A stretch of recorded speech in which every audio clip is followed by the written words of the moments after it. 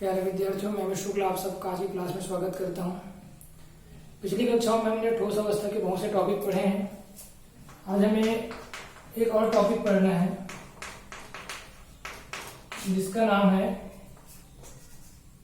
संतुलन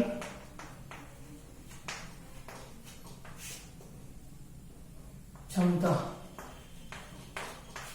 अभी संतुलन क्षमता किसका है? तो संतुलन क्षमता हम किसकी बात कर रहे हैं, है ना, यूनिट सेल या किसी क्रिस्टल जालिक के लिए संतुलन क्षमता की परिभाषा क्या होगी? तो हमने संतुलन संख्या पहले पढ़ा था कि किसी यूनिट सेल के चारों ओर अन्य परमाणुओं की संख्या जिससे वह घिरा होता है उसे हम क्या कहते हैं? संतुलन संख्या कहते हैं, है ना। किसी यूनिट सेल में कोई परमाणु अन्य जितने भी अवयवी कणों या परमाणु या अणुओं से घिरा होता है उसकी संख्या को, है ना, जितने भी मतलब घिरा होता है उसके हम उसको संतुलन संख्या कहते थे। यहाँ पर हम क्षमता पढ़ेंगे तो किसी क्षमता किसे कहेंगे?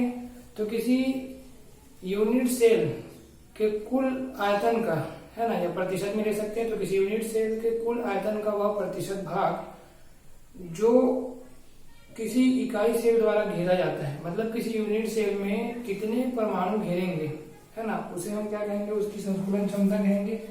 फार्मूला के रूप में यूनिट सेल में परमाणु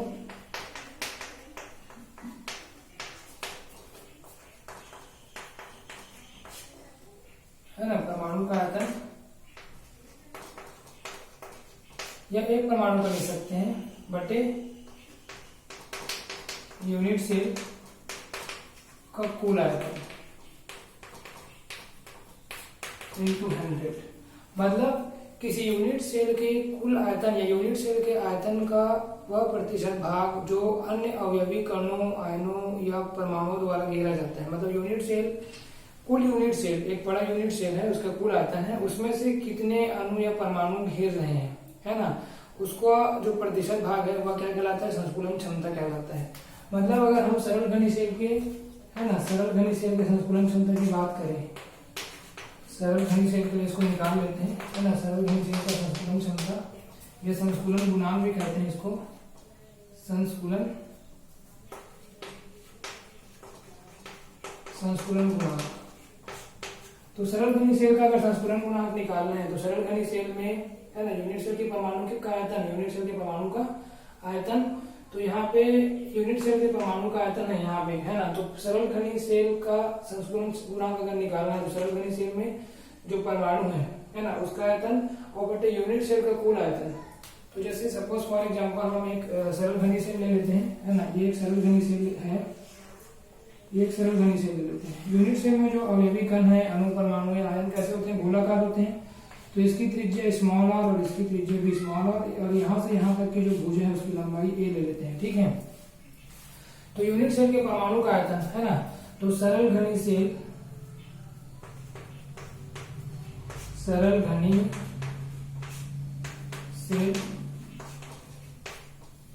के परमाणु के अगर हम पहले हम क्या निकालेंगे? परमाणु यूनिट जो कितने परमाणु है ना, परमाणु की संख्या निकाल लेते हैं। सरल घनी सेल के परमाणु की संख्या या यूनिट सेल की संख्या, है ना। तो 1/8 into 8 हमने पढ़ा है ना। सरल घनी सेल के परमाणु का जो की संख्या कितनी होती है? 1/8 into 8 बराबर एक परमाणु, है ना। पहले आयतन निकालने के लिए क्या करना पड़ेगा? यूनिट सेल के परमाणु का आयतन निकालने के लिए क्या करना पड़ेगा? सरल घनी सेल के परमाणु की संख्या पहले निकालेंगे और उसके बाद उसको आयतन से मल्टीप्लाई कर देंगे तो कुल आयतन निकाल आएगा, है ना। तो कितने परमाणु होते हैं? तो हमने पढ़ा है कि सरल घनी सेल में 8 कोनों पर होते हैं और उनका पार्टिसिपेशन नंबर होता है 1/8। तो टोटल कितने परमाणु हो जाएंगे? एक परमाणु। मतलब सरल घनी सेल में जो परमाणु की संख्या होती है, यूनिट सेल की संख्या होती है ना, या यूनिट सेल की जो संख्या होती है वो कितनी होती है? एक, है ना। हमने पढ़ा भी है कि सरल घनी सेल में परमाणु की संख्या या यूनिट सेलों की संख्या कितनी होगी? एक होगी। अब आयतन निकालना है ना, क्या निकालना है? आयतन निकालना है। तो जो सरल घनी सेल का जो यूनिट सेल होता है या परमाणु होता है वो कैसा होता है? गोलाकार होता है। तो गोले के आयतन का सूत्र क्या है? 4/3 पाई r त्रिघात into 1, क्योंकि एक परमाणु है। तो आयतन कितना हो जाएगा? 4/3 पाई r त्रिघात, ठीक है। अब यूनिट सेल का कुल आयतन, तो यूनिट सेल का कुल आयतन कैसे निकालेंगे, है ना। तो इस फार्मूला में हम इनपुट कर देंगे संतुलन क्षमता संतुलन क्षमता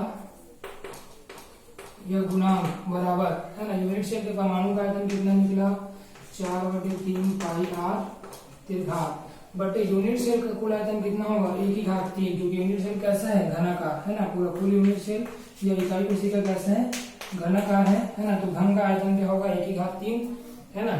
तो 1/3 हमारे a का वैल्यू कितना है, a इक्वल टू कितना होगा, है ना, यहाँ पे हम लिख लेंगे a इक्वल टू कितना होगा 2r, है ना, क्योंकि एक पूरी भुजा है और त्रिज्या कितना है r और इसके भी त्रिज्या कितनी है r, तो मतलब व्यास बराबर क्या होता है 2 गुणित त्रिज्या, मतलब a इक्वल टू 2r हो जाएगा। यहाँ पर लिख लेंगे 4/, अच्छा सॉरी तो यहाँ पर 100 लेना है हमको, है ना, यहाँ पर हम क्या करेंगे 100 लेंगे, क्योंकि हमारा जो परिभाषा के अनुसार कि प्रतिशत भाग, है ना, यूनिट सेल के कुल आयतन का वह प्रतिशत भाग जो अवयवी कणों अणु या परमाणु या आयन, है ना, अवयवी कण में क्या क्या जाएंगे अणु परमाणु या आयन द्वारा घेरा जाता है ना।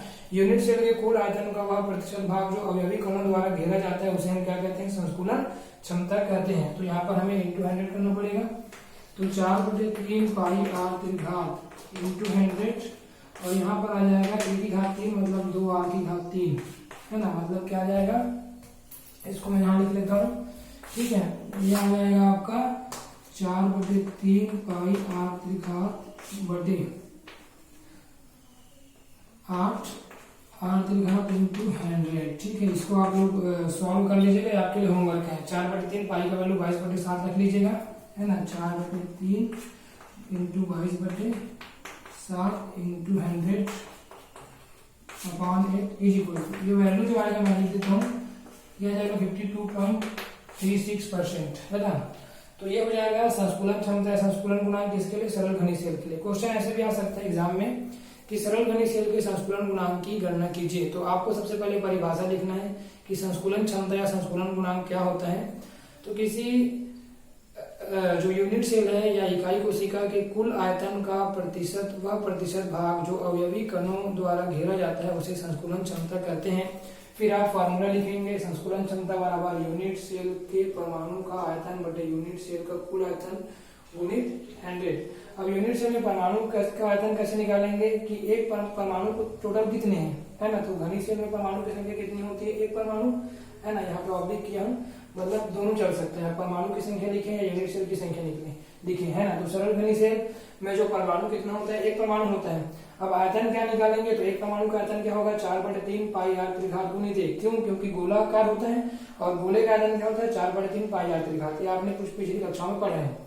तो संतुलन क्षमता बराबर हो जाएगा 4/3 पाई r त्रिघात इंटू 100 और यूनिट सेल का कुल आयतन हो जाएगा 1/3। 1/3 का वैल्यू कितना है 2r/3, तो इसको आप सॉल्व करेंगे तो आ जाएगा 52.36।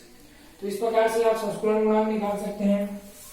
इसके अलावा हमारा एक टॉपिक और है जिसका नाम है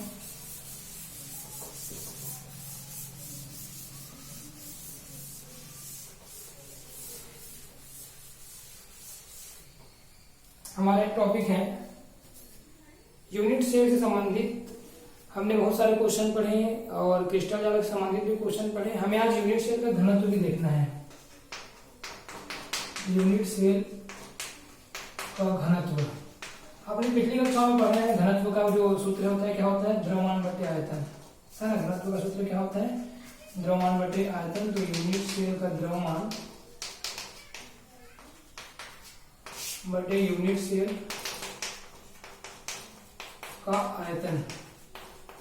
यहाँ पर यूनिट सेल का द्रव्यमान निकालने के लिए हमें क्या करना पड़ेगा, है ना। यूनिट सेल का द्रव्यमान निकालने के लिए परमाणु का द्रव्यमान निकालने के लिए क्या करना पड़ेगा कि परमाणु की संख्या, है ना, परमाणु की संख्या गुणित द्रव्यमान, एक परमाणु का द्रव्यमान। मतलब कुल परमाणु का अगर द्रव्यमान निकालना है, यूनिट सेल का पूरा द्रव्यमान निकालना है, तो कितने टोटल कितने परमाणु हैं और एक परमाणु का द्रव्यमान क्या है। मतलब मान के चलते हैं कि एक बॉक्स है और उसमें 10 मतलब हमने अलग अलग पदार्थ रख दिए हैं, ठीक है। या मिठाई का डिब्बा है, 10 मिठाई रख दिया है, तो एक मिठाई का भार मान के चलते हैं कि अगर 10 ग्राम है तो 10 मिठाई के 10 गुणित 10 करेंगे। सेम लाइक दैट यहाँ पर भी हम क्या करते हैं कि अगर यूनिट सेल का द्रव्यमान निकालना है तो परमाणु की संख्या गुणित एक परमाणु का द्रव्यमान। अगर एक परमाणु का द्रव्यमान निकल जाता है और परमाणु की संख्या निकल जाती है तो हम टोटल परमाणु का द्रव्यमान क्या कर सकते हैं, निकाल सकते हैं, है ना। तो अब देखते हैं कि परमाणु की संख्या को किसे शो करेंगे, जेड से इंटू एक परमाणु का द्रव्यमान क्या हो जाएगा। एक परमाणु के द्रव्यमान के लिए हमारे पास फार्मूला है, क्योंकि एक परमाणु का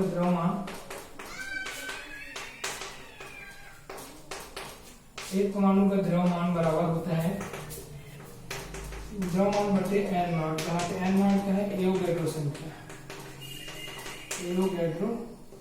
एवोगैड्रो संख्या, आपने एवोगैड्रो संख्या पढ़ा है पिछली कक्षाओं में, 11वीं में आपने पढ़ा है एवोगैड्रो संख्या क्या होता है ना। किसी अणु, परमाणु या आयन को मापने की जो इकाई होती है उसे एवोगैड्रो संख्या कहते हैं। तो एक परमाणु के द्रव्यमान के लिए हमें क्या करना पड़ेगा, परमाणु द्रव्यमान बटे एवोगैड्रो संख्या, एक परमाणु का द्रव्यमान निकल जाएगा।